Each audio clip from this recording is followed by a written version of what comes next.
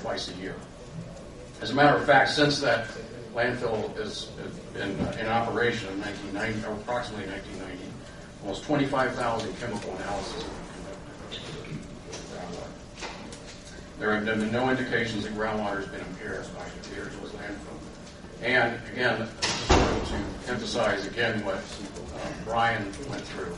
Is that the new regulations are extremely strict and require a different kind of a standard than it did several decades ago.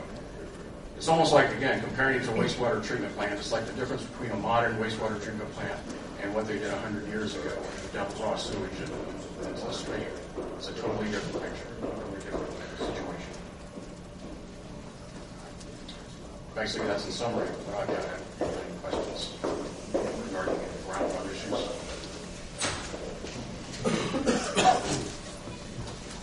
Thank you.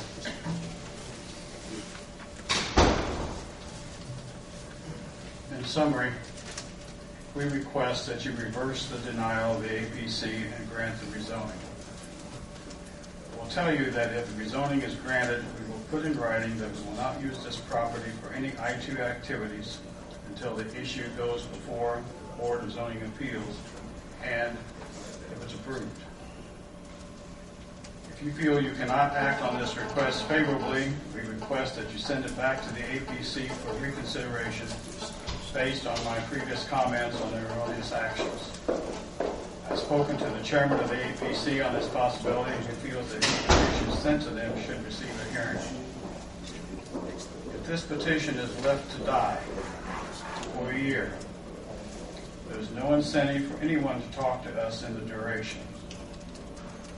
It needs to be kept alive, especially if you want the kind of dialogue you say you want.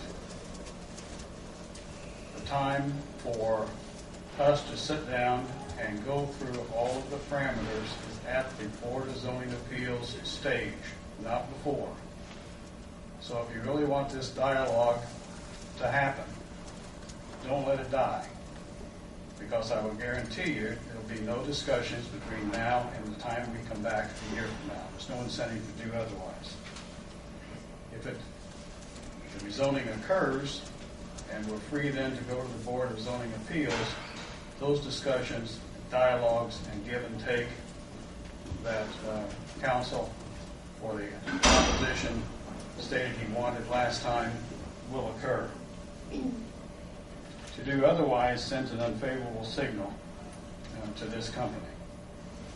I understand also that the opposition has been out gathering signatures on a petition. If those are presented to you, I will tell you that we also have signatures and we collected them in one day. Is there anybody here representing the Decatur County Commission?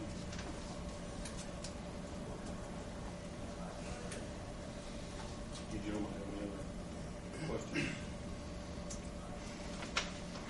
I have one question. Go ahead. Oh, I can call him back. Terry, are you willing to, if this goes back to area plan, are you willing to put a proposal together, or they can put a proposal together that limits the rezone to only the amount of acreage that you need for your support facility? We would want the entire parcel rezoned, but would make a commitment not to even use any of that, even for support services, until we go to the Board of Zoning Appeals and to seek their approval. And to be frank about it, if the Board of Zoning Appeals does not look upon our petition favorably, that land won't be used for anything. I mean, it won't be zoned I-2. It can't be used for a landfill.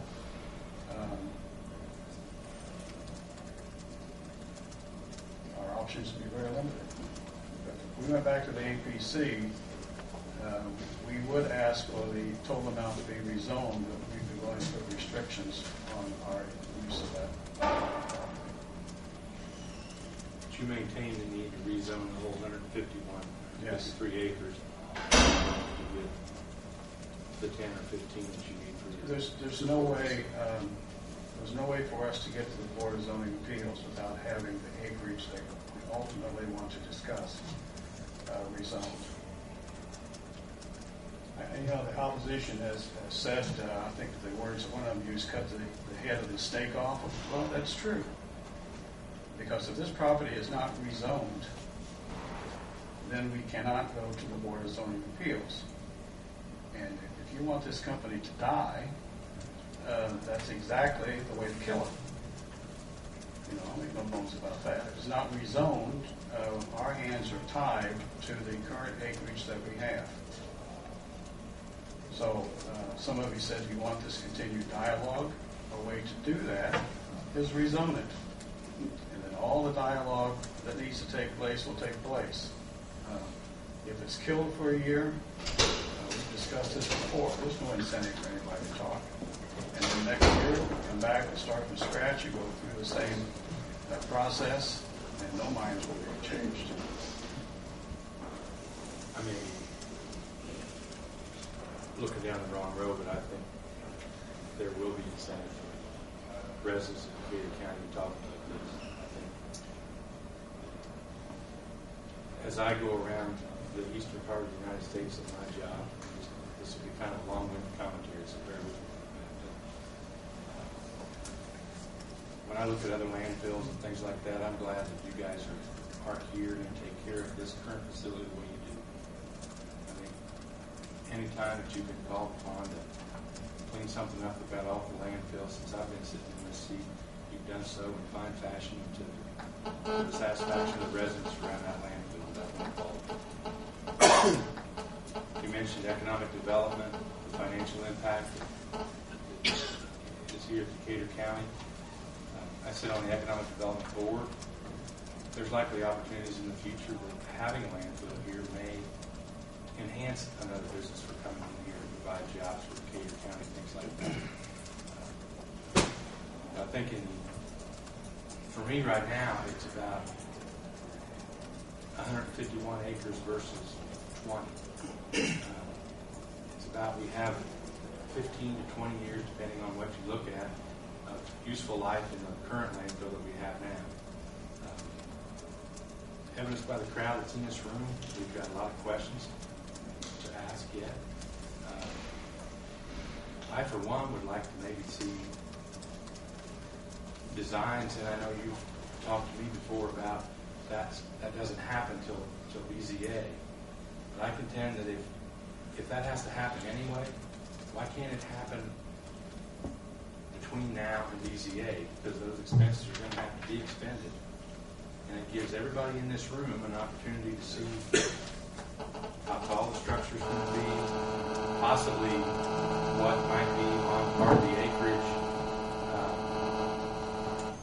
that could maybe be greenhouses, or maybe could be businesses, or maybe could be buffers, or whatever kind of thing might come into play there. They could provide jobs and use the gas that's off of this and all that kind of stuff. So I would like to see you reevaluate what you're asking area plan to do, to the tune of only asking for a rezone of a limited amount of acres that would provide you enough space to put your support facility on. And I really believe that the residents of Decatur County area plan, BZA, I think I can speak for me, would be interested in having these conversations down the road to keep this alive and not let it die. Quite simply, I don't think there's been enough time that everybody's questions could be answered. You and I have had these discussions, and we have a basic disagreement on how things progress in these kinds of scenarios. You're basing your position based on your travels around the country, and I'm basing my position based on being involved with this specific issue for about 25 years. If incentives aren't there, it doesn't happen. As far as coming up with the drawings and engineering plans, the comment that I gave you before pertaining to that is, why should a company go to all the expense of hiring engineers, making drawings, when the property in question isn't even zoned? And additionally, any drawings that are made are going to be, for the most part,